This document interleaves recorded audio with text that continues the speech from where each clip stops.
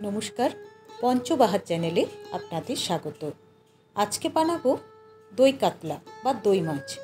আমি বানাচ্ছি কাতলা মাছ দিয়ে, আপনারা চাইলে রুই মাছ দিয়েও এটা বানাতে পারেন। খেতে অসম্ভব সুন্দর হয়। অবশ্যই বানিয়ে দেখবেন, তারপর অবশ্যই কমেন্টস করে আমাকে জানাবেন কেমন লাগলো খেতে। এখানে আমি একটা কাতলা মাছের 5টা পিস নিয়েছি। সেই 5টা পিসকে ভালো করে ধুয়ে নিয়েছি। তারপরে নুন আর হলুদ মেখে নেব। পরিমাণ মতো নুন আর হলুদ দিতে হবে, দিয়ে ভালো করে দুটো পিঠ মাখিয়ে নিতে হবে। ভালো করে মাখানো হয়ে গেলে এটাকে 10 মিনিটের জন্য আমি রেখে দেব। তার মাঝে আমি একটা পেস্ট বানিয়ে নেব। একটা মিক্সিং বোল নিয়ে নিয়েছি, তার মধ্যে দিয়ে দিচ্ছি কিছুটা পরিমাণ পোস্ত, দিয়ে দেব কিছুটা পরিমাণ সর্ষে, আর 8 থেকে 10টা কাজু বাদাম দিয়ে দেব। এরপর ঢাকা দিয়ে এটাকে ব্লেন্ড করে নেব শুকনো অবস্থায়। এই যে শুকনো অবস্থায় আমি ব্লেন্ড করে নিয়েছি। এরপর এর সঙ্গে দিয়ে দিচ্ছি 3টে কাঁচা লঙ্কা, যে যেমন ঝাল খাবেন সেই অনুযায়ী লঙ্কা দেবেন। আর দিয়ে দিচ্ছি 1 কাপ টক দই। এই টক দইটা আমি ঘরে পাতা দই নিয়েছি, আপনারা চাইলে কিনেও দিতে পারেন। আমার বাড়িতে বানানো টক দই 1 কাপ দিয়েছি। এরপর একটু ধুয়ে পরে জলটাও দিয়ে দিচ্ছি। এটাকে আবার ব্লেন্ড করে নেব, তাহলে একটা মিহি স্মুথ পেস্ট রেডি হয়ে যাবে। এই যে স্মুথ পেস্ট একদম রেডি হয়ে গেছে। এরপরে রান্নায় চলে যাচ্ছি। একটা কড়াই চাপিয়ে নিয়েছি, এর মধ্যে আমি দিয়ে দিচ্ছি সর্ষের তেল। আপনারা চাইলে রিফাইন্ড অয়েল দিয়েও রান্নাটা করতে পারেন। যেহেতু এই গ্রেভিটা সাদা হয়, সুতরাং অনেকেই সাদা তেল দিয়ে বা রিফাইন্ড অয়েল দিয়ে রান্না করে, কিন্তু আমি সর্ষের তেল দিয়ে রান্নাটা করতে পছন্দ করি। রান্নাটা খেতেও বেশি ভালো হয়। এখন ওই তেলটা গরম হলে মাছের পিসগুলো দিয়ে ভেজে নেব। উল্টে পাল্টে দুটো পিঠই ভালো করে ভেজে নেব। তবে দেখবেন যেন অতিরিক্ত ভাজা না হয়ে যায়, আবার খুব কম ভাজা যেন না হয়। মাঝামাঝি যখন লাল লাল বর্ণ হয়ে আসবে, হালকা লাল বর্ণ, তখন মাছগুলোকে তুলে নেব। মাছটা আমার ভাজা হয়ে গেছে, মাছটাকে তুলে নিচ্ছি। আমার 5 পিস মাছ নিয়েছিলাম, তো 3টে পিস মাছ ভাজা হয়েছে। বাকি দুটো মাছ একইভাবে ভেজে নেব। দুটো পিঠ উল্টে পাল্টে মাছটাকে ভেজে নিয়েছি। এই যে দুটো মাছ ভাজা হয়ে গেছে, পুরো মাছটাই ভাজা হয়ে গেছে। এরপরে এই তেলটা যেহেতু গরম হয়েই আছে, এর মধ্যে এখন আমি দিয়ে দেবো 2টো তেজপাতা, দিয়ে দিচ্ছি শুকনো লঙ্কা।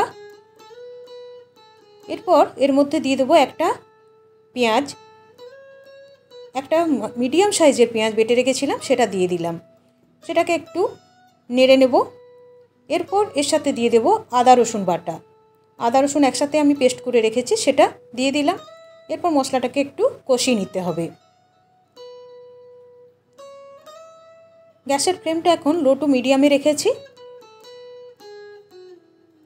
এখন এর সাথে দিয়ে দেবো রেডি করে রাখা সর্ষে পোস্ত আর টক দইয়ের যে পেস্টটা, সেটা দিয়ে দিলাম।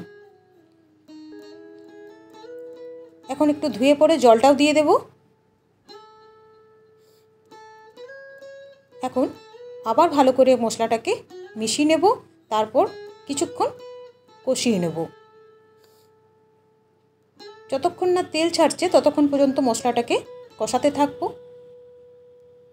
গ্যাসের ফ্লেমটা লো টু মিডিয়ামে রেখেই কিন্তু কষাতে হবে। দিয়ে দিচ্ছি পরিমাণ মতো লবণ, স্বাদ বুঝে দেবেন। আর দিয়ে দেব 1 টেবিল চামচের মতো চিনি। যেহেতু টক দই দেওয়া আছে, সুতরাং চিনিটা সেভাবে অ্যাডজাস্ট করে দিতে হবে। টক মিষ্টি যে যেমন খেতে পছন্দ করেন সেই মতো চিনিটা একটু দেবেন, নাহলে যেহেতু দইটা বেশি দেওয়া আছে তা টক হয়ে যেতে পারে।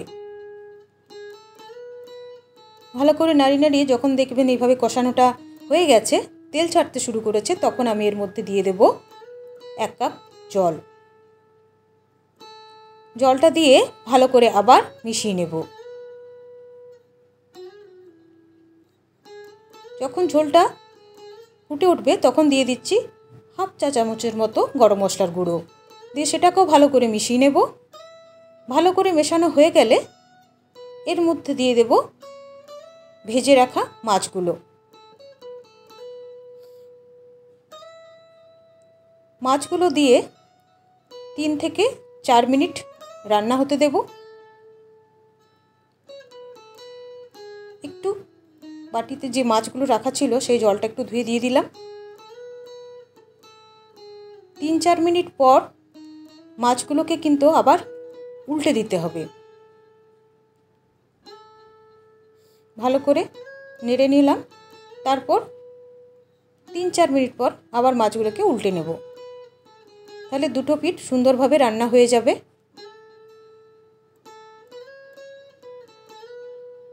আবার 2 থেকে 3 মিনিট রান্না হতে দেব। 2-3 মিনিট পর 2-3টে চেরা কাঁচা লঙ্কা দিয়ে দিলাম আর অল্প একটু ধনেপাতা দিয়ে দিলাম, কুচনো ধনেপাতা। এরপর ভালো করে মিশিয়ে দিলেই রান্নাটা কিন্তু একদম কমপ্লিট। গরম ভাতের সাথে দই কাতলা পরিবেশন করুন। আমার রেসিপিটি ভালো লাগলে অবশ্যই কমেন্টস করে জানাবেন। আজকে এখানেই বিদায় নিচ্ছি। আবার নতুন কোনো রেসিপি নিয়ে হাজির হব। ধন্যবাদ।